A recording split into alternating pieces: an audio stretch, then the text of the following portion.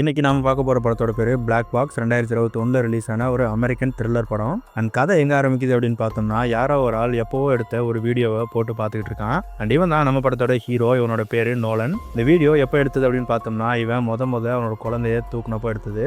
அந்த வீடியோவை இவனோட ஒய்ஃப் தான் எடுத்திருப்பாங்க. அவங்க இப்போ உயிரோட இல்லை. அண்ட் அது மட்டும் கிடையாது, இவங்களோட ஃபேமிலி ஃபோட்டோஸும் நிறைய இருக்குது. அதையுமே உட்காந்து பார்த்துட்டு இருக்கான். இவங்களோட ஃபேமிலி ஃபோட்டோஸையும் வீடியோஸையுமே ஏன் இவ்வளோ தூரம் வேடா பார்த்துட்டு இருக்கான் அப்படின்னா, கொஞ்ச நாளைக்கு முன்னாடி இவனும் இவனோட ஒய்ஃபும் காரில் போகும்போது ஒரு ஆக்சிடென்ட்ல 2 பேர் மாட்டிக்கிறாங்க. ஆனால் அந்த ஆக்சிடென்ட்ல அவங்களோட ஒய்ஃப் இறந்து போயிடுறாங்க. இவனும் கோமாக்கு போயிடுறான். ஒரு கட்டத்தில் அந்த கோமாலேருந்து வெளியே வரவே இவனுக்கு அம்னீசியான்ற நோய் வந்துடுது. அதனால பழைய ஞாபகங்கள் கொஞ்சம் தான் இவனுக்கு ஞாபகம் இருக்கும், மற்றது எல்லாமே மறந்து போயிருக்கும். அது மட்டும் கிடையாது, இப்போ கரண்ட்ல நடக்கிற ஒரு சில விஷயங்களையுமே அவனால் சரியாக ஞாபகம் வச்சுக்க முடியாது. இப்படி இவன் உட்காந்து இதெல்லாத்தையும் பார்த்துட்டு இருக்கும்போது பின்னாடி இருந்து திடீர்னு ஒரு கை வந்து அவனோட கழுத்தை நெரிக்க ஆரம்பிக்குது. திடீர்னு வந்து அவனோட பொண்ணு தான் அவனை எழுப்பி விட்றா. இதெல்லாமே அவனோட தூக்கத்தில் கனவுல நடந்துகிட்டு இருக்கு. அதுக்கப்புறமா அந்த பொண்ணு நமக்கு இன்னும் 1/2 மணி நேரம் தான் இருக்குது, நம்ம ரொம்ப லேட்டாக கிளம்பிட்டு இருக்கோம், சீக்கிரம் கிளம்புங்க அப்படின்னு சொல்லிட்டு அவனை ரெடி பண்ணுறா. வீடு முழுக்கவே வெறும் விட் நோட்டீஸாக எழுதி ஓட்டியிருக்காங்க. அந்த குழந்தை தான் எல்லாத்தையுமே எழுதி வச்சிருந்திருக்கா. அவன் ஃபோனை மறந்துடாத, கப்ஸ் எங்கே தான் வைக்கணும், பிளேட்ஸ் எங்கே தான் வைக்கணும்னு எல்லாமே இன்ஸ்ட்ரக்ஷன்ஸாக எழுதி ஓட்டியிருக்கா. ஏன்னா இவன் தான் எல்லாத்தையும் அடிக்கடி மறந்துடுவான் இல்லையா, ஸோ மறந்துடக்கூடாது அப்படின்னு சொல்லிட்டு அந்த பொண்ணு தான் எல்லாத்தையும் எழுதி ஓட்டியிருக்கா. அதுக்கப்புறமா ஒரு லேடியோட ஃபோட்டோவையுமே எடுத்துக்கொண்டு வந்து காட்டுறா. அண்ட் இவங்க கிட்ட தான் இவன் ரொம்ப நாளாக வேலை செஞ்சுட்டு இருக்கான். இவன் என்ன வேலை செய்கிறான் அப்படின்னா, ஒரு ஃப்ரீலான்சிங் ஃபோட்டோகிராஃபராக இருக்கான். இவனோட ஃபோட்டோஸ் எல்லாத்தையுமே இவங்க கிட்ட தான் கொண்டு போய் கொடுத்து விற்று காசாக்கிட்டு இருக்கான். ஸோ இப்போ இவங்களை தான் பார்க்க போகிறாங்க. அதனால் இந்த ஃபோட்டோவை காமிச்சு இவங்க யார், இவங்ககிட்ட எப்படி பேசணும் அப்படிங்கிறது எல்லாத்தையுமே அந்த பொண்ணு இவனுக்கு சொல்லி கொடுக்குறா. அண்ட் இந்த பொண்ணோட பேர் ஏவா. ரொம்பவே ஒரு புத்திசாலித்தனமான பொண்ணாக தான் இருக்கா. அப்புறம் அந்த பொண்ணு தான் டைம் ஆயிடுச்சு அப்படின்னு சொல்லிட்டு கூப்பிட அவசரமாக அங்கேருந்து கார் எடுத்துகிட்டு கிளம்புறான். அப்படியே அவன் வெளியே போகும்போது இவனோட ஃபோனுக்கு ஒரு மெசேஜ் ஒன்று வந்திருக்குது. டாக்டர் ப்ரூக்ஸ் அப்படின்னு சொல்லிட்டு ஒருத்தவங்கிட்ட இருந்து இவனுக்கு ஒரு வாய்ஸ் மெயில் வந்திருக்கு. அவங்க ஒரு ஸ்டடி ரிசர்ச் ஒன்று கண்டக்ட் பண்ணிட்டு இருக்காங்க. அதில் ஒரு ஸ்லாட் ஓப்பனாக இருக்குது, நீ இன்ட்ரெஸ்டடாக இருந்தால் வரலாம் அப்படின்னு சொல்லிட்டு கொடுத்துருக்காங்க. அதுக்கப்புறமா அவனோட பொண்ணை ஸ்கூலில் இறக்கி விட்டுட்டு அந்த லேடியை பார்க்க போகிறான். இவனோட ஒய்ஃப் இறந்து போகிறதுக்கு முன்னாடி அவங்களும் இதே ஆஃபீஸில் தான் வேலை செஞ்சுருந்துருக்காங்க. அதையெல்லாம் கொஞ்ச நேரம் பேசிட்டு இவனோட ஃபோட்டோஸை எடுத்து கொடுக்குறான். அண்ட் அப்போ தான் அவங்க சொல்ல ஆரம்பிக்கிறாங்க, இந்த ஃபோட்டோஸ் எல்லாம் வாங்கிட்டு இருந்த ஆள் இதுக்கு மேலே இதை வாங்க மாட்டேன்னு சொல்லிட்டாரு. ஏன்னா உன்னோட ஃபோட்டோஸ் எல்லாம் முன்னாடி மாதிரி இருக்கிறது இல்லை அப்படின்னு சொல்கிறாங்க. ஸோ ஏற்கனவே அம்னீசியா பிரச்சனை இல்லை, இப்போ இந்த வேலையும் பிரச்சனை வந்து முடிஞ்சிருக்கு. அதுக்கப்புறமா நம்ம ஹீரோ அவனோட ஃப்ரெண்டை பார்க்க போகிறான். நம்ம ஹீரோவோட ஃப்ரெண்டு ஒரு டாக்டர். அப்போ நம்ம ஹீரோவுக்கு கையில் அடிபட்டுருக்கிறத நம்ம ஹீரோவோட ஃப்ரெண்டு கவனிக்கிறான். என்னாச்சு அப்படின்னு கேட்கும்போது கோவத்தில் செவுத்துல குத்திட்டேன் அப்படின்னு சொல்கிறான். ஆனால் நம்ம ஹீரோவோட ஃப்ரெண்டுக்கு இதை கேட்கும்போது ரொம்பவே ஆச்சரியமாக இருக்குது. நான் உன் கூட சின்ன வயசுலேருந்து ஃப்ரெண்டாக இருக்கேன், ஆனால் நீ இது வரைக்கும் கோவப்பட்டு யாரையும் அடித்து நான் பார்த்ததே கிடையாது அப்படிங்கிற சொல்கிறான். அப்போ நம்ம ஹீரோவுக்கு கரெக்டாக ஃபோன் அடிக்குது. அதை பார்த்துட்டு நம்ம ஹீரோ ரொம்பவே டென்ஷன் ஆகிறான். என்ன அப்படின்னா, நம்ம ஹீரோவுக்கு இந்த மாதிரி ஒரு பிரச்சனை இருக்கிறதுனால அடிக்கடி ஹாஸ்பிட்டல்ஸ்லேருந்து இந்த மாதிரி ஃபோன் வந்துகிட்டே இருக்கும். எங்ககிட்ட ட்ரீட்மெண்ட்டுக்கு வாங்க, எல்லாமே சரி பண்ணிடலாம் அப்படின்னு சொல்லி. அப்போ நம்ம ஹீரோவோட ஃப்ரெண்டு தான் ஐடியா கொடுக்குறான், நம்ம ஏன் டாக்டர் ப்ரூக்ஸை போய் பார்க்கக்கூடாது அப்படின்னு. அந்த ஃபோனில் ஒரு மெசேஜ் வந்துருந்துச்சு இல்லையா, அதே டாக்டர் தான். நம்ம ஹீரோவும் அதை பற்றி யோசிக்க, நம்ம ஹீரோவோட ஃப்ரெண்டு நம்ம ஏற்கனவே நிறைய டாக்டர்ஸை பார்த்துட்டோம், ட்ரெடிஷ்னலான எல்லா மெத்தட்ஸுமே ட்ரை பண்ணி பார்த்துட்டோம். இந்த தடவை நம்ம ஏன் டாக்டர் ப்ரூக்ஸ் மாதிரி ரிசர்ச் பண்ணுறவங்களை தேடி போகக்கூடாது அப்படின்னு சொல்லிட்டு நம்ம ஹீரோவுக்கு சஜஸ்ட் பண்ணுறான். அண்ட் கடைசியில் நம்ம ஹீரோவும் ஒத்துக்கிட்டு அந்த டாக்டரை பார்க்கறதுக்கு 2 பேரும் போகிறாங்க. நம்ம ஹீரோவோட ஃப்ரெண்டுக்கு வேலை வந்துடவே திடீர்னு அவங்க இருந்து கிளம்பிடுறான். அதுக்கப்புறமா நம்ம ஹீரோ ரிசப்ஷனில் அந்த டாக்டருக்காக வெயிட் பண்ணிட்டு இருக்கும்போது பின்னாடி டிவியில் ஏதோ ஒரு ஷோ ஓடுறது கவனிக்கிறான். அண்ட் அந்த ஷோவில் பேசுகிறவங்க தான் டாக்டர் ப்ரூக்ஸ். அவங்க என்ன சொல்கிறாங்க அப்படின்னா, ஒருத்தர் இறந்து போனதுக்கப்புறம் அவங்கள நம்மளால் திருப்பி கூட்டிகிட்டு வர முடியுமா அப்படிங்கிற ஒரு கேள்வி கேட்குறாங்க. அண்ட் கடைசியில் அதை முடியும் அப்படின்னு சொல்கிறாங்க. அந்த ஸ்க்ரீனில் ஒரு படத்தை ஓட விட்டுட்டு இது என்னென்னு தெரியுமா அப்படின்னு கேட்குறாங்க. அது என்ன அப்படின்னா, நம்ம மனுஷங்களோட மெமரிஸோட ஒரு விஷுவலைசேஷன் அப்படிங்கிற சொல்கிறாங்க. என்ன அப்படின்னா, நம்ம ஒருத்தர் இறந்ததுக்கப்புறம் அவங்களோட மெமரிஸை நம்மளால் கலெக்ட் பண்ணி வைக்க முடியும், அவங்களோட மெமரிஸை நம்மளால் விஷுவலைஸ் பண்ண முடியும் அப்படிங்கிறத சொல்கிறாங்க. இதை அவங்களோட டீம் ஒரு 10 வருஷத்துக்கு முன்னாடியிலேருந்து டெவலப் பண்ணிட்டு இருக்காங்க அப்படிங்கிறதையும் சொல்கிறாங்க. இதை நம்ம ஹீரோ பார்த்துட்டு இருக்கும்போது திடீர்னு அந்த ரிசப்ஷனிஸ்ட் வந்து டாக்டர் உள்ள கூப்பிட்டாங்க அப்படிங்கிற சொல்கிறாங்க. அண்ட் நம்ம ஹீரோவும் அவங்கள பார்க்கறதுக்கு அந்த ரூம்குள்ளே போகிறான். இவனோட ஃபைல் எல்லாத்தையுமே அவங்க எடுத்து ரீட் பண்ணி பார்த்துட்டு, உன்னோட மெமரி ஃபுல்லாகவே லாஸ் ஆகலை, அது உள்ள கரப்டாக இருக்குது, அதை நம்மளால் ரெக்கவர் பண்ண முடியும் அப்படிங்கிறத சொல்கிறாங்க. அங்கே இருந்த விண்டோஸ் எல்லாத்தையுமே க்ளோஸ் பண்ணிவிட்டு நம்ம ஹீரோவை ஒரு சோஃபாவில் உட்கார வைக்கிறாங்க.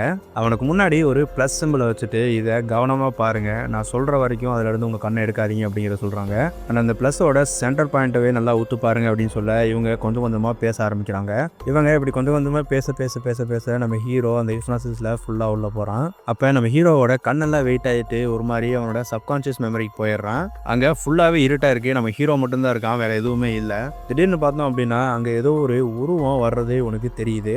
அது பார்க்குறக்கே ரொம்ப வினோதமாக ஒரு மாதிரி 4 காலில் நடந்து வந்துட்டு இருக்கு. வந்தது நேராக நம்ம ஹீரோ மேலே கை வைக்க நம்ம ஹீரோ அந்த ஹிப்னாசிஸ்லேருந்து வெளியில் வந்துட்டு டக்குனு அங்கே எந்திரிச்சிட்றான். அது எப்பவுமே என் கனவுல வந்து என்னை தொந்தரவு பண்ணிகிட்டு இருக்கிற ஒரு விஷயம், நீங்கள் எப்படி கரெக்டாக அதை இங்கே கொண்டு வர முடியுது உங்களால் என்னோட மெமரியில் அப்படிங்கிறத ரொம்பவே கரெக்டாக கேட்குறான். அதுக்கு அவங்க என்ன சொல்கிறாங்க அப்படின்னா, இது ஒரு எக்ஸசைஸ் தான், அவங்களோட சப்கான்ஷியஸ் மெமரியை நம்ம தூண்டி விட்டு உங்களோட ஞாபகங்கள் ஞாபகங்களை மறுபடியும் கொண்டு வர்றதுக்கான முயற்சி தான் அது. அப்படின்னும் போது உங்களோட சப்கான்ஷியஸ் மெமரியில் தான் அது எல்லாமே இருக்குது அப்படிங்கிறத சொல்லி புரிய வைக்கிறாங்க. அதுக்கப்புறமா நம்ம ஹீரோ ஒரு குழப்பத்தோடய அங்கேருந்து வீட்டுக்கு போகிறான். வீட்டுக்கு போய் ஒரு டென்ஷனில் அப்படியே உட்காந்துடுறான். இந்த பக்கம் பார்த்தோம் அப்படின்னா நம்ம ஹீரோவோட குழந்தை ஸ்கூல்லேருந்து சாயந்தரம் வீட்டுக்கு வர்றதுக்காக அவங்க அப்பாவுக்காக ரொம்ப நேரம் வெயிட் பண்ணிகிட்டே இருக்கா. கூட அவங்க டீச்சர் தான் அவளை இருந்து பார்த்துக்கிறாங்க. ஆனால் அவங்க மறுபடியும் சொல்கிறாங்க, நான் வேணா உன்னை கொண்டு போய் வீட்டில் விட்டுறேன், அவங்க அப்பா மறுபடியும் உன்னை மறந்துருப்பாரு அப்படிங்கிறத சொல்ல, இல்லை எங்கள் அப்பா கண்டிப்பாக எனக்காக வந்துட்டு இருப்பாரு, கொஞ்சம் லேட் ஆகுது அவ்வளோதான் அப்படின்னு சொல்லிட்டு அந்த குழந்தை ரொம்பவே கான்ஃபிடென்ட்டாக இருக்கா. ஆனால் கடைசி வரைக்கும் நம்ம ஹீரோ அங்கே வரவே இல்லை. அதுக்கப்புறமா நம்ம டீச்சர் தான் அவளை வீட்டில் கூட்டிகிட்டு வந்து விடுறாங்க. நம்ம ஹீரோவை பார்த்துட்டு இது 3வது தடவை உங்களோட குழந்தைய நீங்கள் மறந்துட்டு நீங்கள் பாட்டுக்கு இருக்கிறது அப்படிங்கிற சொல்கிறாங்க. இதுக்கு மேலேயும் இதே மாதிரி தொடர்ந்துச்சு அப்படின்னா நான் கண்டிப்பாக சைல்டு வெல்ஃபேரில் சொல்லிடுவேன். அதுக்கு மேலே உங்கள் குழந்தைய அவங்க தான் வளர்ப்பாங்க அப்படிங்கிறதையும் சொல்லிட்டு அங்கேருந்து போயிடுறாங்க. அதுக்கப்புறமா அந்த குழந்தை ரொம்பவே கோபமாக இருக்கா. நம்ம ஹீரோ போய் பேசி சமாதானப்படுத்தலாம் அப்படின்னு போகும்போது நம்ம ஹீரோ எதிர்பார்க்காத ஒரு விஷயத்த சொல்கிறா. நான் உங்களுக்கு ரொம்பவே தொந்தரவாக இருக்கேன்ல அப்படிங்கிறத கேட்குறா. நீ ஏன் இப்படி பேசுகிற? அதெல்லாம் எதுவுமே இல்லை, எனக்கு உன் மேலே எந்த கோபமுமே கிடையாது, எனக்கு கொஞ்சம் உடம்பு சரியில்லை, அதனால தான் இப்படிலாம் நடக்குது அப்படிங்கிறத அந்த குழந்தைக்கு எவ்வளோ சொல்லி புரிய வைக்க ட்ரை பண்ணுறான் நம்ம ஹீரோ. அதுக்கப்புறம் தான் நம்ம ஹீரோ அந்த ட்ரீட்மெண்ட்டுக்கு கண்டிப்பாக போயே ஆகணும், நம்ம பொண்ணுக்காகவாவது நம்ம அந்த ட்ரீட்மெண்ட்டுக்கு போய் நம்மளோட ஞாபகங்களை திரும்ப கொண்டு வரணும் அப்படின்னு சொல்லிட்டு மறுபடியும் அந்த டாக்டர் கிட்ட போகிறான். இப்போ அந்த டாக்டர் ரொம்பவே கிளியராக நம்ம என்ன பண்ண போகிறோம் அப்படிங்கிறத சொல்ல ஆரம்பிக்கிறாங்க. அதாவது இறந்து போகிறதுக்கு முன்னாடி ஒரு 7 நிமிஷம் நம்மளோட லைஃப்பில் நம்மளுக்கு ரொம்பவே முக்கியமான ஞாபகங்கள்லாம் திரும்ப வரும் அப்படிங்கிறத சொல்லுவாங்க இல்லையா, அந்த மெமரியை தான் இப்போ நாங்கள் உங்களுக்கு கொண்டு வர போகிறோம். அதில் ஒரு டைம் நீங்கள் போயிட்டு வந்தீங்க அப்படின்னா உங்களோட ஞாபகங்களை நம்மளால் திரும்ப கொண்டு வர முடியும் அப்படிங்கிறத சொல்கிறாங்க. உள்ளே போய் பார்த்தோம் அப்படின்னா நம்ம அந்த விஆர்லாம் விளையாடுவோம்ல, அந்த மாதிரி ஒரு செட்டப் வச்சுட்டு ஒரு டேபிள் ஒன்று வச்சுருக்காங்க. என்ன சொல்கிறாங்க அப்படின்னா உங்களோட பிரைன் செல்ஸ்லேருந்து நம்ம அந்த கீ மெமரிஸ் எல்லாத்தையுமே எக்ஸ்ட்ராக்ட் பண்ணி அதை விசுவலைஸ் பண்ண போகிறோம். அது எல்லாமே இந்த கிளாஸில் உங்களுக்கு கண் கூட தெரியும், ஒரு கனவு மாதிரி இருக்கும் அப்படிங்கிறத சொல்கிறாங்க. அண்ட் இதுக்கு ஒரு வித பவுண்டரிஸும் இருக்குது, ஒரு வித ரூல்ஸும் இருக்குது அப்படிங்கிறதையும் சொல்ல ஆரம்பிக்கிறாங்க. நீங்கள் ஒரு சேஃப் ஹவுஸை நீங்கள் இமேஜின் பண்ணிக்கணும். எந்த இடம் உங்களுக்கு ரொம்பவே பாதுகாப்பாக இருக்கும்னு நினைக்கிறீங்களோ அந்த இடத்த இமேஜின் பண்ணிக்கோங்க. அண்ட் அந்த இடத்துல நீங்கள் உங்களோட கண்ணுக்கு தெரிய ஆரம்பிப்பீங்க. அங்கே ஒரு கதவு இருக்கும், அந்த கதவை எக்காரணத்தை கொண்டும் திறந்துடாதீங்க, என்னோட வாய்ஸை நீங்கள் ஃபாலோ பண்ணுங்க அப்படிங்கிறத சொல்கிறாங்க. அண்ட் அவங்க சொன்ன மாதிரி நம்ம ஹீரோவும் அதை மாட்டிட்டு உட்கார நம்ம ஹீரோ ஒரு ரூம்குள்ளே இருக்கிற மாதிரி இப்போ அவனுக்கு தெரியுது. அண்ட் என்ன விஷயம் அப்படின்னா இந்த ரூம் நம்ம ஹீரோவுக்கு பரிச்சயம் இல்லாத ஒரு இடமா இருக்குது. அண்ட் நம்ம டாக்டர் என்ன சொல்கிறாங்க அப்படின்னா அங்கே ஒரு அனலாக் வாட்சை நீங்கள் இமேஜின் பண்ணிக்கோங்க, அது எங்கேயாவது ஒரு இடத்துல அங்கே கீழே கிடக்கும், அதை எடுத்து உங்களோட கையில் கட்டிக்கோங்க அப்படிங்கிறத சொல்கிறாங்க. நம்ம ஹீரோவும் அந்த வாட்சை இமேஜின் பண்ணிட்டு கீழே இருக்கிற அந்த வாட்சை எடுத்துகிட்டு அவனோட கையில் கட்டிக்கிறான். அதுக்கப்புறம் நம்ம டாக்டர் என்ன சொல்கிறாங்க அப்படின்னா அந்த வாட்சோட முள்ளை வெளியில் எடுத்துகிட்டு அதை ரோல் பண்ணிவிட்டு நீங்கள் கிளிக் பண்ணும்போது உங்களோட ஏதாச்சும் ஒரு மெமரிக்கு அது உங்களை கூட்டிகிட்டு போகும் அப்படிங்கிறத சொல்கிறாங்க. நம்ம ஹீரோவும் அதே மாதிரி அந்த வாட்சை ரோல் பண்ணி கிளிக் பண்ணும்போது அவனோட கல்யாண நாளுக்கு அது அவனை கூட்டிகிட்டு போகுது. அண்ட் அங்கே ஒரு பொண்ணு இவனுக்கு பக்கத்தில் நிற்கிறாங்க, சர்ச்சுக்குள்ளே எல்லாருமே இருக்காங்க. நம்ம ஹீரோவும் அங்கே நிற்கிறது அவனோட ஒய்ஃப் தான் அப்படின்னு சொல்லிட்டு அந்த பொண்ணோட மூஞ்சி பார்க்குறதுக்கு ரொம்பவே ஆசையாக அந்த துணியை விலக்கி பார்க்கும்போது அங்கே நிற்கிறவங்களுக்கு ஃபேஸே கிடையாது, எல்லாமே ரொம்ப பிளர்ராக இருக்குது. நம்ம ஹீரோவுக்கு யாரோட மூஞ்சியுமே அங்கே தெளிவாக பார்க்கவே முடியல. இப்படி இவன் குழம்பிட்டு இருக்கும்போது திடீர்னு அந்த சர்ச்சுக்குள்ளே ஏதோ ஒரு உருவம் அடிக்கடி நம்ம ஹீரோவோட கனவுல வந்து பயமுறுத்தும்ல, அந்த உருவம் இங்கேயுமே வருது. நம்ம ஹீரோவை பார்த்து நடந்து வந்துகிட்டு இருக்கு. நேரம் நம்ம ஹீரோ கிட்ட வந்த அந்த உருவம் அவனோட கழுத்தை பிடிச்சி நெரிக்க ஆரம்பிக்குது. டக்குன்னு அந்த கனவுல இருந்து நம்ம ஹீரோ வெளியில் வந்துடுறான். அதுக்கப்புறமா அந்த டாக்டர் தான் நீங்கள் அந்த கனவுல இருந்து வெளியில் வந்துட்டீங்க அப்படிங்கிற சொல்லி புரிய வச்சு அவனை கொஞ்சம் சமாதானப்படுத்துறாங்க. அதுக்கப்புறமா நம்ம ஹீரோவோட ஃப்ரெண்டு அவனை பார்க்கறதுக்கு நம்ம ஹீரோட வீட்டுக்கே வந்திருக்கான். ட்ரீட்மெண்ட்லாம் எப்படி போகுது அப்படிங்கிறத கேட்க இன்னைக்கு என்னோட கல்யாண நாளை நான் அந்த மெமரியில் பார்த்தேன் அப்படிங்கிறத சொல்கிறான். ரொம்பவே சந்தோஷமாக இருக்கான். அது மட்டும் கிடையாது, அதுக்கப்புறமா நானும் என்னோட ஒய்ஃபும் எப்படிலாம் வாழணும் அப்படிங்கிறத அவனோட ஃப்ரெண்டு கிட்ட கேட்டு தெரிஞ்சுக்கிறான். அதுக்கப்புறமா அவனோட பொண்ணோட ரூமுக்கு போய் அந்த பொண்ணோட ஐபேட் எடுத்து ஓப்பன் பண்ணி பார்க்குறான்.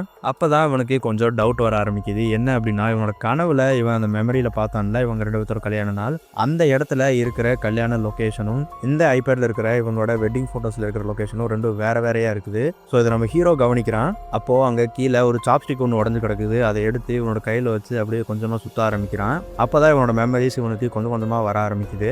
அவனோட கடந்த கால வாழ்க்கையில் இருக்கிற ஒரு சில அனுபவங்கள் அவனுக்கு ஞாபகமாக வந்துட்டு போகுது. அந்த மெமரிஸில் இவனுக்கு ஒரு ஹோட்டல் ஒன்று ஞாபகத்துக்கு வருது. இவனும் இவனோட ஒய்ஃபும் ஒன்றா போய் சாப்பிட்டதெல்லாம் ஞாபகத்துக்கு வருது. அண்ட் அவனோட பொண்ணையும் கூப்பிட்டுட்டு அதே ஹோட்டலுக்கு போகிறான். அதே டிஷ் ஆர்டர் பண்ணி 2 பேரும் சாப்பிட்றாங்க சந்தோஷமாக. அதுக்கப்புறமா அந்த பொண்ணுக்கிட்ட என்னோட ட்ரீட்மெண்ட் மட்டும் ஒழுங்காக முடிஞ்சிருச்சுன்னா நம்ம லைஃப்பில் எந்த பிரச்சனையுமே கிடையாது, அதுக்கப்புறம் நம்ம 2 பேரும் ரொம்ப ஹாப்பியாக இருக்கலாம் அப்படிங்கிறத சொல்லிட்டு மறுபடியும் அந்த ட்ரீட்மெண்ட்டுக்கு போகிறான். அண்ட் மறுபடியும் நம்ம ஹீரோ இந்த தடவை அந்த சேஃப் ஹவுஸ் போய் அந்த வாட்ச் எடுத்து கிளிக் பண்ணும்போது இந்த தடவை ஒரு வீட்டுக்கு அவனை கூட்டிகிட்டு போயிருக்குது. அந்த வீட்டுக்கு வெளியே ஏதோ ஒரு குழந்தை அழுகிற மாதிரியே சத்தம் கேட்டுட்டு இருக்கு. அவனும் அந்த ரூமோட கதவை திறந்துட்டு வெளியில் போகிறான். வெளியில் போய் பார்க்கும்போது ஒரு குழந்தை தொட்டியில் படுத்துட்டு அழுதுகிட்டு இருக்கு. அவனும் அந்த குழந்தைய அழுகையிலேருந்து சமாதானப்படுத்தி படுக்க வச்சுட்டு இந்த பக்கம் வந்து பார்த்தோம் அப்படின்னா ஒரு லேடி கையெல்லாம் காயத்தோட ஒரு மாதிரி அழுதுகிட்டே நின்றுட்டு இருக்காங்க. நம்ம ஹீரோவால் அவங்கள பார்க்கவே முடியல, ஏன்னா அவங்க ரொம்பவே சோகமாக இருக்காங்க. இப்படியுமே இவங்கள பார்த்துக்கிட்டே இருக்கும்போது அந்த குழந்தை ஒரு பெரிய உருவமாக மாறி எப்பவுமே உன்னோட கனவுல வரும்ல, அந்த உருவமாக மாறி நம்ம ஹீரோவே அட்டாக் பண்ணுறதுக்காக கிட்டத்தில் வருது. நம்ம டாக்டர் போன தடவை இந்த மாதிரி ஒரு விஷயம் நடந்ததுனால இந்த தடவை ஒரு டிப்ஸ் சொல்லி உன்னை அனுப்பியிருப்பாங்க.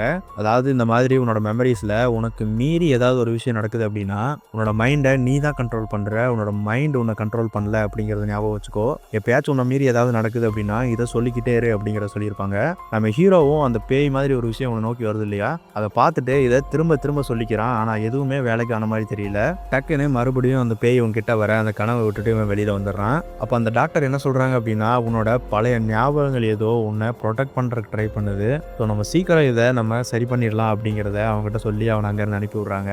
அண்ட் அது மட்டும் கிடையாது, இவன் அந்த வீட்டை இதுக்கு முன்னாடி நான் பார்த்ததே கிடையாது அப்படிங்கிறதையும் சொல்கிறான். நம்ம டாக்டர் என்ன சொல்கிறாங்க அப்படின்னா உங்களுக்கே தெரியாது, நீங்கள் ஒரு வேளை மறந்துருக்கலாம், நீங்கள் முன்னாடி உங்கள் ஒய்ஃபோட அந்த வீட்டில் வாழ்ந்துருக்கலாம் அப்படின்னு கேட்கும்போது எனக்கு இருக்கிற எல்லா ஞாபகங்கள்லையுமே நானும் என் ஒய்ஃபும் இந்த வீட்டில் தான் வாழ்ந்துட்டு இருக்கோம் அப்படிங்கிறத சொல்கிறான். இது எல்லாமே உங்களோட சப்கான்ஷியஸ்லேருந்து வர்றது தான். ஸோ அதை மீறி வேறு எங்கேருந்து உங்களுக்கு ஞாபகம் வரப்போகுது, ஒருவேளை உங்களோட வாழ்க்கையில் ஏதாவது ஒரு பாயிண்டில் நீங்கள் அங்கே வாழ்ந்துருக்கலாம், கொஞ்சம் ஞாபகப்படுத்தி பாருங்கள் அப்படிங்கிறத சொல்கிறாங்க.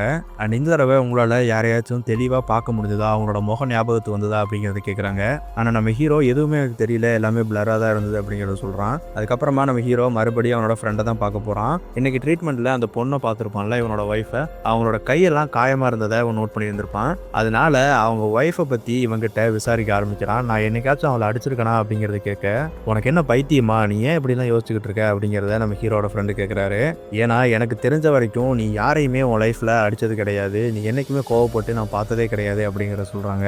அப்படி ஒரு வேளை உங்கள் நேரத்துக்குள்ளே ஏதாவது ஒரு பிரச்சனை இருந்து நீ அவளை அடிச்சிருந்தா கண்டிப்பாக அது எனக்கு தெரியாமல் இருக்காது. ஸோ நீ இதை பற்றி நான் தேவையில்லாமல் யோசிச்சுக்கிட்டு இருக்காத அப்படிங்கிறத சொல்கிறான். அண்ட் கடைசியில் நம்ம ஹீரோ எந்த அளவுக்கு யோசிக்க ஆரம்பிச்சிட்டான் அப்படின்னா, அப்போ ஒருவேளை நான் வேறு ஏதோ ஒரு பொண்ணு கூட அஃபேரில் இருந்தேனா, அது என் ஒய்ஃப் இல்லை அப்படின்னா நான் என் ஒய்ஃபை சீட் பண்ணிவிட்டு வேறு ஏதோ ஒரு பொண்ணு கூட இருந்தேனா அப்படிங்கிறத கேட்குறான். இதை கேட்ட நம்ம ஹீரோவோட ஃப்ரெண்டு ரொம்பவே டென்ஷன் ஆகிட்டு, நீ இந்த மாதிரிலாம் யோசிக்கிறத விட்டுட்டு கொஞ்சம் ஃப்ரீயாயிரு அப்படிங்கிறத சொல்கிறான். அதுக்கப்புறமா நம்ம ஹீரோ அங்கேருந்து அவனோட பொண்ணை இந்த தடவை மறக்காமல் ஸ்கூல்லேருந்து கூட்டிகிட்டு வந்துடணும் அப்படின்னு சொல்லிட்டு கரெக்ட் டைம் ஸ்கூலுக்கு போகிறான். அந்த பொண்ணையும் கூப்பிட்டுட்டு அங்கேருந்து கார் எடுக்கிறான். நம்ம ஹீரோவோட பொண்ணை வீட்டுக்கு நேராக கூட்டிகிட்டு போகாமல் அவன் கனவுல பார்த்த அந்த ஒரு இடத்த தேடி போகிறான். என்ன நடந்திருக்கும் அப்படின்னா, அந்த கனவுல அவன் அந்த குழந்தையை பார்த்தான்ல, அப்போது அந்த ஜன்னலை திறந்து வெளியில இருந்த அந்த ரோடை பார்த்துருப்பான். ஸோ அந்த ரோடை நம்மளால் கண்டுபிடிக்க முடியுதா அப்படின்னு சொல்லிட்டு அந்த ரோடை ஃபுல்லாகவே சுற்றி பார்த்துட்டு இருக்கான். கடைசியில் இவன் நினச்ச மாதிரி அந்த இடத்தையுமே அவன் கண்டுபிடிச்சிடுறான். அந்த பில்டிங்குள்ளே போய் பார்க்கும்போது அவனுக்கு ஏதோ ஒரு விஷயம் ஞாபகத்துக்கு வருது. யாரோ ஒரு ஆள் அந்த படியிலேருந்து உருண்டு கீழே விழுகிற மாதிரி தோணுது. அதுக்கப்புறமா அதே படியில் மேலே ஏறி போய் ஒரு ரூமோட கதவை தட்டுறான். உள்ளேருந்து ஒரு சின்ன பொண்ணு வெளியில் வரா. அண்ட் வீட்டில் வேறு யாராச்சும் இருக்காங்களா, அவங்க அம்மாவை நான் பார்க்க முடியுமா அப்படின்னு சொல்லி கேட்க, அந்த பொண்ணும் அவசர அவசரமாக அவங்க அம்மாவை கூப்பிடுறதுக்கு உள்ளே ஓடுறா. கதவு திறந்தே இருக்கு. நம்ம ஹீரோ அந்த திறந்திருந்த கதவுல உள்ளே போய் பார்க்கும்போது அங்கே ஒரு பொண்ணு படுத்திருக்காங்க. நம்ம ஹீரோவை பார்த்ததும் அவங்க எந்திரிக்கிறாங்க. எந்திரிச்ச உடனே நம்ம ஹீரோ அவங்கள பார்த்ததையுமே ரொம்பவே ஷாக் ஆயிடுறான். ஏதோ ஒரு விஷயம் அவனுக்கு ஞாபகத்துக்கு வருது. அவனை அங்கே இருக்க விடாம அது தள்ளிக்கிட்டே இருக்கு. நம்ம ஹீரோவும் அவசர அவசரமாக அங்கேருந்து வெளியில் ஓடி வந்துடுறான். நம்ம ஹீரோவோட பொண்ணை கூட்டிகிட்டு நேராக வீட்டுக்கே கிளம்பி வந்துடுறான். அதுக்கப்புறமா ட்ரீட்மெண்ட்டுக்கு போகிறதுக்கு முன்னாடி நம்ம ஹீரோவோட ஃப்ரெண்டை பார்த்துட்டு தான் நம்ம ஹீரோ போகிறான். நம்ம ஹீரோவோட ஃப்ரெண்டுக்கிட்ட அவன் என்ன சொல்லியிருந்திருப்பான் அப்படின்னா, நான் கனவுல பார்த்த விஷயத்த நேராக பார்த்தேன் அப்படிங்கிறத சொல்கிறான். அப்போது அந்த பொண்ணு இருக்கிறது உண்மை அப்படின்னா நான் ஒருவேளை என் ஒய்ஃபுக்கு துரோகம் பண்ணிட்டேன்னா, நான் அஃபேரில் இருந்தேன்னா, சீட் பண்ணிட்டேன்னா அப்படிங்கிறத கேட்குறான். இதை கேட்டு நம்ம ஹீரோவோட ஃப்ரெண்டுனால அதை ஏற்றுக்கவே முடியல. எனக்கு தெரிஞ்சு அந்த மாதிரிலாம் நீ எதுவுமே பண்ணியிருக்க வாய்ப்பில்லை அப்படிங்கிறத நம்ம ஹீரோட ஃப்ரெண்டு சொல்கிறான். அது மட்டும் கிடையாது, நம்ம ஹீரோ சொன்ன அந்த அட்ரஸையுமே நோட் பண்ணி வச்சுக்கிறான். அதுக்கப்புறமா ஒரு சைடு நம்ம ஹீரோ ட்ரீட்மெண்ட்டுக்கு போக, இன்னொரு சைடு நம்ம ஹீரோவோட ஃப்ரெண்டு நம்ம ஹீரோவோட ரெக்கார்ட்ஸ் எல்லாத்தையுமே எடுத்து படிக்க ஆரம்பிக்கிறான். அதில் என்ன போட்டிருக்குது அப்படின்னா, நம்ம ஹீரோவுக்கு பிரெயின் டெட் ஆயிடுச்சு அப்படின்னு போட்டிருக்குது. அதாவது நம்ம ஹீரோவுக்கு மூளைச்சாவு ஏற்பட்டு அவன் இறந்து போயிட்ட மாதிரி அதில் இருக்குது. ஸோ என்ன அப்படின்னா, பிரெயின் டெட் ஆயிடுச்சு அப்படின்னா அவங்களோட மெமரியை நம்மளால் ரிவர்ஸ் பண்ண முடியாது, அவங்களோட ஞாபகங்களை திரும்ப கொண்டு வர முடியாது. ஸோ அப்போ எப்படி நம்ம ஹீரோ இப்போ உயிரோடு இருக்கான், அவனோட ஞாபகங்கள் கொஞ்சம் கொஞ்சமாக அவனுக்கு திரும்ப வந்துக்கிட்டு இருக்கு. அது மட்டும் கிடையாது, இந்த டாக்டர் எப்படி நம்ம ஹீரோவுக்கு ட்ரீட்மெண்ட் பண்ணுறாங்க அப்படின்னு ஏகப்பட்ட கேள்வியோட நம்ம ஹீரோவோட ஃப்ரெண்டு அவங்கள பார்க்க போகிறான். ஆனால் அவங்க ஆல்ரெடி ட்ரீட்மெண்ட் இருக்கிறனால இப்போ அவங்கள பார்க்க முடியாது அப்படின்னு சொல்லிட்டு நம்ம ஹீரோட ஃப்ரெண்டை திருப்பி அனுப்பிடுறாங்க. அதுக்கப்புறமா இந்த பக்கம் பார்த்தோம் அப்படின்னா நம்ம ஹீரோவுக்கு ட்ரீட்மெண்ட் போயிட்டு இருக்கு. மறுபடியும் அவன் அந்த கனவுக்குள்ளே போகிறான். இந்த தடவை திரும்பவும் அவனோட கல்யாண நாளுக்கு போகிறான். திரும்பவும் அந்த பேய் மாதிரியான ஒரு விஷயம் வந்து அவனை அங்கேருந்து அடிக்குது. இந்த தடவை மறுபடியும் வெளியில் வராமல் அந்த சேஃப் ஹவுஸ்க்கு வரான். ஆனால் இந்த தடவை நம்ம ஹீரோ அதை விட்டு கொடுக்குறதா இல்லை, நான் மறுபடியும் அதை பண்ணுறேன் அப்படின்னு சொல்லிட்டு மறுபடியும் அந்த கிளாக்கை கிளிக் பண்ணி மறுபடியும் அவன் அந்த வீட்டுக்கு போகிறான். அண்ட் இந்த முறை மறுபடியும் அந்த பொண்ணோட மூஞ்சியை பார்க்க ட்ரை பண்ணுறான். ஆனால் அவங்களோட முகம் இவனுக்கு ஞாபகம் வர மாட்டேங்குது. திரும்பவும் அந்த பேய் மாதிரியான உருவம் நம்ம ஹீரோவை அடிக்க வருது. ஆனால் இந்த தடவை ரொம்பவே தைரியமாக நம்ம ஹீரோ அதை திருப்பி அடிக்கிறான். அதுக்கப்புறம் மறுபடியும் அவனோட சேஃப் ஹவுஸ் போயிட்டு மறுபடியும் அந்த வாட்சை கிளிக் பண்ணுறான். இந்த தடவை ஹாஸ்பிட்டலில் இருந்த அந்த மெமரிக்கு திரும்ப போகிறான். அப்போ பார்த்தோம் அப்படின்னா நம்ம ஹீரோ ஆக்சிடென்ட் ஆகி முகமெல்லாம் காயத்தோட பெட்டில் படுத்திருக்கான். அந்த டைமில் ஒரு பொண்ணு அங்கே வராங்க, அந்த வீட்டில் இருந்த அதே பொண்ணு. ஆனால் இந்த தடவை நம்ம ஹீரோவால் அவனோட ஃபேஸை பார்க்க முடியுது ரொம்பவே கிளியராக. மறுபடியும் அவன் திருப்பி அந்த வீட்டில் அந்த பொண்ணை பார்த்த இடத்துக்கு போகிறான். இந்த தடவை அங்கேயும் அவங்கள இவனால் தெளிவாக பார்க்க முடியுது. இவனோட கல்யாண நாளுக்கு திரும்ப போகிறான், அங்கேயும் இவங்கள ரொம்பவே தெளிவாக பார்க்க முடியுது. ஸோ இப்படி இவனோட மெமரி கொஞ்சம் கொஞ்சமாக திரும்ப வந்துகிட்டு இருக்கு. அதுக்கப்புறமா கடைசியில் அந்த சேஃப் ஹவுஸில் வந்து இவன் மறுபடியும் உட்காடுறான். அண்ட் அப்போ தான் இவனே நோட் பண்ண ஆரம்பிக்கிறான். அங்கே இருந்த ஒரு விண்டோவை அந்த ஸ்க்ரீனை விளக்கிட்டு அந்த கண்ணாடியில் பார்க்கும்போது நம்ம ஹீரோ இல்லை வேற ஒரு ஆள் அங்கே தெரிகிறான். அந்த கண்ணாடியில் இருக்கிற ஆள் என்ன சொல்கிறான் அப்படின்னா, இது என்னோட ஞாபகம், உன்னோட ஞாபகம் கிடையாது அப்படிங்கிறத சொல்கிறான். இது எல்லாமே என்னோடது, எனக்கானது, எனக்கு தான் சொந்தம் அப்படிங்கிறத சொல்கிறான். ஆனால் அங்கே ஒட்டி இருக்கிறது எல்லாமே பார்த்தோம் அப்படின்னா நம்ம ஹீரோவோட ஃபேமிலி ஃபோட்டோஸ் தான் இருக்குது. அவனோட பொண்ணு, அவனோட ஒய்ஃப் தான் இருக்காங்க. இது எல்லாத்தையுமே இந்த புதுசாக வந்த கேரக்டர் ஒரு மாதிரி பார்த்துக்கிட்டே இருக்குது. அண்ட் இவனோட மெமரிஸ் எல்லாத்தையுமே அவன் ரீகலெக்ட் பண்ணுறான். அந்த மெமரிஸில் இப்போ நம்ம ஹீரோவை ட்ரீட் பண்ணிட்டு இருக்கிற அந்த டாக்டருமே வந்துட்டு போகிறாங்க. அவங்க சொன்ன அதே ஹோட்டலில் இவங்க உட்காந்து ஃபுட் சாப்பிட்ற மாதிரியான ஞாபகங்கள்லாம் வந்துட்டு இருக்கு. அப்போ தான் ஒரு பெரிய குண்டை தூக்கி போடுறாங்க. அவங்கள பார்க்கும்போது இவன் அம்மானு கூப்பிடுறான். வெளியில் இருக்கிற டாக்டருக்கு இவன் பேசுறது எல்லாமே கேட்கும். அவன் இவங்கள பார்த்துட்டு அம்மானு கூப்பிடும்போது ரொம்பவே எமோஷனல் ஆகி கண்ணில் தண்ணியை விட்டுறாங்க. தாமஸ் திரும்ப வந்துட்டியா அப்படிங்கிறத கேட்குறாங்க. நம்ம ஹீரோவும் அந்த மெமரியை விட்டுட்டு வெளியில் வந்துடுறான். ரொம்பவே சந்தோஷமா அந்த கருவி எல்லாத்தையுமே அவன் மேலே இருந்து எடுத்து விட்றாங்க. இவங்களுக்கு இவங்களோட பையன் திரும்ப வந்துட்டான் அப்படிங்கிறது எவ்வளோ சந்தோஷமா இருக்குதோ நம்ம ஹீரோக்கு அவ்வளோ தூரம் ஆச்சரியமாகவும் ரொம்பவே புரிஞ்சுக்க முடியாத ஒரு விஷயமாகவும் இருக்குது. என்ன நடந்திருக்குது அப்படின்னா நம்ம ஹீரோ முத ஆக்சிடென்ட் ஆகி இங்கே வரும்போது அவனுக்கு பிரைன் டெட் ஆகி நம்ம ஹீரோ அங்கேயே இறந்துடுறான். ஆனால் இவங்களோட பையன் 2 வருஷத்துக்கு முன்னாடி இறந்து போனவனோட மெமரியை மட்டும் இவங்களோட சிஸ்டமில் டவுன்லோட் பண்ணி வச்சுருந்துருக்காங்க. அந்த மெமரியை வச்சுட்டு இவங்களோட ஸ்டடி ஒன்று கண்டக்ட் பண்ணிட்டு இருந்தாங்க இல்லையா, இறந்து போனவங்கள திருப்பி கொண்டு வர முடியுமா அப்படின்னு. அதுக்காக அவங்க பையனோட மெமரிஸ் எல்லாத்தையுமே ரொம்பவே பத்திரமா எடுத்து வச்சுருந்துருக்காங்க. நம்ம ஹீரோவோட பாடி அங்கே வந்துடவும் அவனுக்கு பிரைன் டெட் ஆகி இறந்துடவும் அவனோட மெமரிஸ் எல்லாத்தையுமே இவனோட பிரைனுக்குள்ளே இன்ஸ்டால் பண்ணியிருந்திருக்காங்க. அதனால தான் நம்ம ஹீரோவை அடிக்கடி இந்த ட்ரீட்மெண்ட்டுக்கு வர சொல்லி இன்சிஸ்ட் பண்ணிகிட்டே இருந்திருப்பாங்க அந்த மெசேஜ் மூலயமா. நம்ம ஹீரோவும் ஒரு கட்டத்தில் இந்த ட்ரீட்மெண்ட்டுக்கு வரவே நம்ம ஹீரோவோட பிரைனில் என்னதான் தாமஸோட மெமரி இருந்தாலுமே நம்ம ஹீரோவுக்கு நம்ம தாமஸ் அப்படிங்கிற எந்த சுயநினைவும் இல்லாமே இருந்திருப்பான். அவனோட மெமரிஸ் அவனுக்கு சரியாக வேலை செஞ்சுருந்துருக்காது. ஏதோ ஒரு ப்ராப்ளம் அந்த இடத்துல இருந்துகிட்டே இருந்திருக்கும். அதை கிளியர் பண்ணுறதுக்காக தான் இவனை ரெகுலராக ட்ரீட்மெண்ட் வர வச்சு அவனோட பழைய மெமரிஸ் எல்லாத்தையுமே தூண்டி விட்டுகிட்டே இருந்திருப்பாங்க. ஒரு வழியாக நம்ம ஹீரோவோட பிரைனில் அந்த தாமஸ் அப்படிங்கிற ஒரு கேரக்டரோட மெமரியை எந்த பிரச்சனையும் இல்லாமல் மறுபடியும் எடுத்துகிட்டு வந்துட்டாங்க. ஸோ இது எல்லாத்தையுமே அந்த டாக்டர் அந்த தாமஸ்ன்ற கேரக்டர்கிட்ட சொல்கிறாங்க. ஏன்னா இப்போ கம்ப்ளீட்டாக தாமஸ் தான் நம்ம ஹீரோவோட பிரைனில் இருக்கான். நம்ம ஹீரோவோட மெமரிஸ் கம்ப்ளீட்டாக எரேஸ் ஆயிடுச்சு. ஸோ இப்போ இருக்கிறது நோலன் கிடையாது, இது தாமஸ். ஆரம்பத்தில் அவனாலையுமே இதை ஏற்றுக்க முடியல. நீங்கள் என்ன பண்ணி வச்சிருக்கீங்கன்னு உங்களுக்கு தெரியுதா, எதுக்காக இந்த மாதிரி எல்லாம் பண்ணிட்டு இருக்கீங்க, இவனோட உடம்புல என்னோட மெமரிஸை ஏன் எடுத்துகிட்டு வந்தீங்க அப்படிங்கிறத ரொம்பவே ஏற்றுக்க முடியாமல் பேசிக்கிட்டு இருக்கான். அண்ட் அந்த டாக்டர் தான் மறுபடியும் சொல்கிறாங்க, இது உனக்கான செகண்ட் சான்ஸ், உன்னை நான் திரும்ப கூட்டிகிட்டு வந்திருக்கேன். உன்னோட பொண்ணுக்காக மட்டும் கிடையாது, உன்னோட ஒய்ஃபுக்காகவும் தான். நீ அவளுக்கு நல்ல ஹஸ்பண்டாக இருக்கணும். இது லைஃப் உனக்கு கொடுத்துருக்க செகண்ட் சான்ஸாக நினச்சிக்கோ, இதை வேஸ்ட் பண்ணிடாத அப்படிங்கிறத சொல்கிறாங்க. இதே டைமில் அந்த பக்கம் நம்ம ஹீரோவோட ஃப்ரெண்டுமே இதை பற்றி விசாரிக்க ஆரம்பிக்கிறான். அங்கே இருந்த ஒரு டாக்டர்கிட்ட நம்ம ஹீரோ முத இங்கே வந்து அட்மிட் ஆகும்போது என்ன நடந்துச்சு அப்படிங்கிறத விசாரிக்க ஆரம்பிக்கிறான். அண்ட் அவரும் அன்னைக்கு உங்கள் ஃப்ரெண்டு கண்ணு முடிச்சது ரொம்பவே பெரிய விஷயம், எல்லாருக்குமே ரொம்பவே சர்ப்ரைஸாக இருந்தது, அவர் எப்படி திடீர்னு கண்ணு முடிச்சாருன்னு தெரியல அப்படிங்கிறத சொல்கிறாரு. நம்ம ஹீரோட ஃப்ரெண்டும் என்ன நடந்துச்சு கொஞ்சம் தெளிவாக எனக்கு சொல்லுங்கள் அப்படிங்கிறத கேட்க நம்ம ஹீரோ பிரைன் டெட் ஆகி அன்கான்சியஸாக இருந்தப்போ நம்ம தாமஸோட அம்மா தான் அவங்களோட லேபுக்கு கூட்டிகிட்டு போயிருந்திருக்காங்க.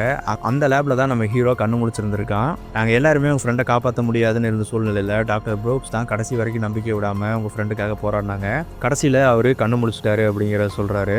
அப்போ நம்ம டாக்டரை பார்த்துட்டு நம்ம தாமஸ் அப்போ ஏவாவோட லைஃப் என்ன ஆகும் அப்படிங்கிறத கேட்குறான். அதுக்கு நம்ம டாக்டர் அது உன்னோட பொண்ணு கிடையாது, அதை மட்டும் ஞாபகம் வச்சுக்கோ அப்படிங்கிறத சொல்கிறாங்க. அதுக்கப்புறமா நேராக நம்ம தாமஸ் அங்கேருந்து அந்த பொண்ணோட ஸ்கூலுக்கு தான் போகிறான். அங்கேருந்து அந்த பொண்ணை கூப்பிட்டு வரும்போது அந்த பொண்ணுக்கு எப்பவுமே சீட் பெல்ட் போட்டு விடுவான். ஸோ அதை மனசில் வச்சுட்டு அந்த பொண்ணு கையை தூக்கிட்டு எனக்கு சீட் பெல்ட் போட்டு விட்டு அப்படின்னு கேட்க இவன் ரொம்பவே வித்தியாசமாக நடந்துக்கிறான். ஏன்னா இப்போ இங்கே இருக்கிறது கம்ப்ளீட்டாக தாமஸ் தான்ல. ஸோ அதனால் அந்த பொண்ணுக்கு சீட் பெல்ட்லாம் போட்டு விடாமல் அங்கேருந்து நம்ம கார் எடுத்துகிட்டு கிளம்பலாம் அப்படின்னும் போது அந்த பொண்ணு லொடலொடன்னு பேசிக்கிட்டே இருக்கா. இதை கவனிச்ச தாமஸ் வழக்கத்துக்கு மாறாக ரொம்பவே சத்தம் போட்டு கத்துறான். நான் ஒன்றும் சின்ன குழந்தை கிடையாது, எனக்கு எல்லாமே தெரியும், வாயை மூடிட்டு வா அப்படிங்கிறத சொல்கிறான். அதுக்கப்புறமா அங்கேருந்து நேராக வீட்டுக்கு போய் அந்த பொண்ணோட ட்ரெஸ் எல்லாம் பேக் பண்ணிவிட்டு இன்னும் கொஞ்ச நாளைக்கு நீ நம்ம ஹீரோவோட ஃப்ரெண்ட் இருக்கான்ல அவனோட வீட்டில் தான் இருக்க போகிற அப்படின்னு சொல்லிட்டு அந்த பொண்ணை அங்கேருந்து கூட்டிகிட்டு போய் அந்த டாக்டரோட வீட்டில் விட்டுட்டு அங்கேருந்து கிளம்புறான்.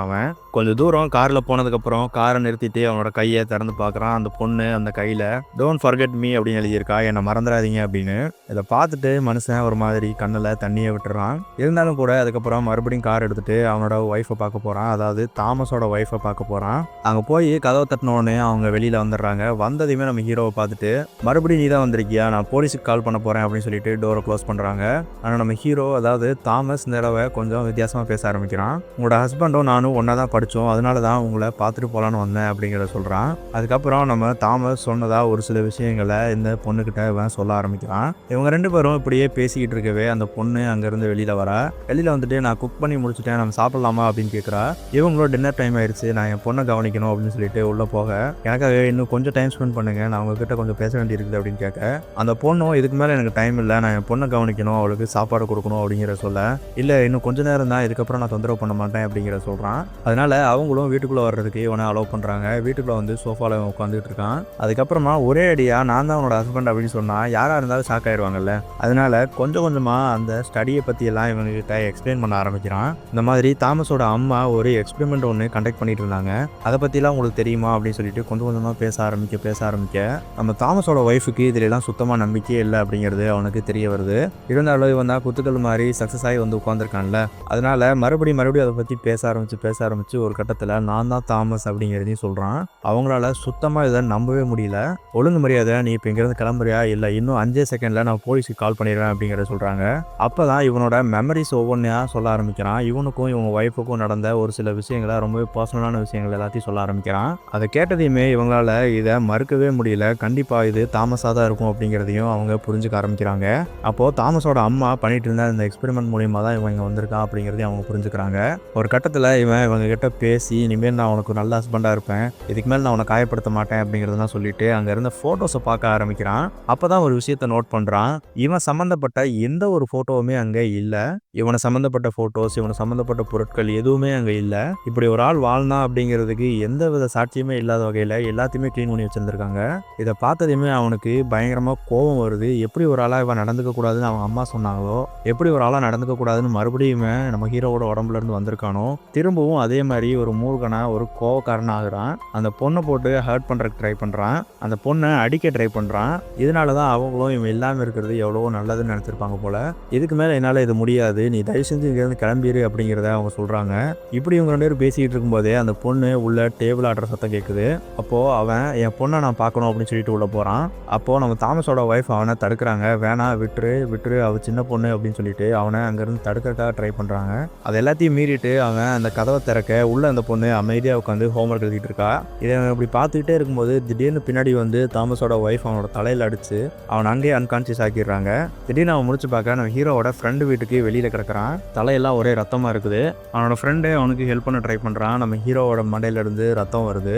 ஆனால் இவன் நம்ம ஹீரோவோட ஃப்ரெண்டை தள்ளி விட்டுட்டு வேகமாக அந்த கார் எடுத்துகிட்டு எங்கேயோ போகிறதுக்கு ட்ரை பண்ணுறான். அப்படியே அந்த கார் டோரை ஓப்பன் பண்ணும்போது அந்த கனவுல அடிக்கடி ஒரு உருவம் வரும்ல, அந்த உருவத்தை இவனோட கண்ணாடியில் பார்க்குறான். அதுக்கப்புறமா அங்கேருந்து நேராக நம்ம தாமஸோட அம்மாவை பார்க்கறதுக்கு தான் வந்திருக்கான். நடந்தது எல்லாத்தையுமே அவங்க கிட்ட சொல்கிறான். அது எப்படி அந்த உருவம் அந்த பிளாக் பாக்ஸை தாண்டி இங்கேயும் வருது அப்படிங்கிறது அவங்களால புரிஞ்சுக்க முடியல. ஸோ அப்போ இதை கண்டிப்பாக நம்ம அழிச்சு தான் ஆகணும். அதை அழிச்சிட்டோம் அப்படின்னா கண்டிப்பாக நீ முழுசாக தாமஸாக மாறிடுவேன், அதுக்கப்புறம் உனக்கு எந்த பிரச்சனையும் இருக்காது அப்படிங்கிறத சொல்கிறாங்க.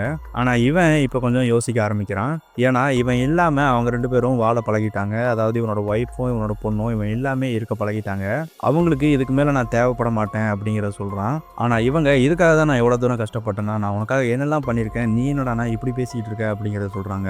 நீ யார் மாதிரி இருக்கணுன்ற ஞாபகம் வச்சுக்கோ, நீ எப்படிப்பட்ட ஒரு அப்பாவாக இருக்கணும், எப்படிப்பட்ட ஒரு பையனாக எனக்கு இருக்கணும் அப்படிங்கிறத ஞாபகம் வச்சுக்கோ, உன்னோட ஒய்ஃபுக்கு நீ எப்படிப்பட்ட ஒரு ஹஸ்பண்டாக இருக்கணுன்றத ஞாபகம் வச்சுக்கோ, இதெல்லாத்தையும் மறந்துடாத அப்படிங்கிற சொல்கிறாங்க.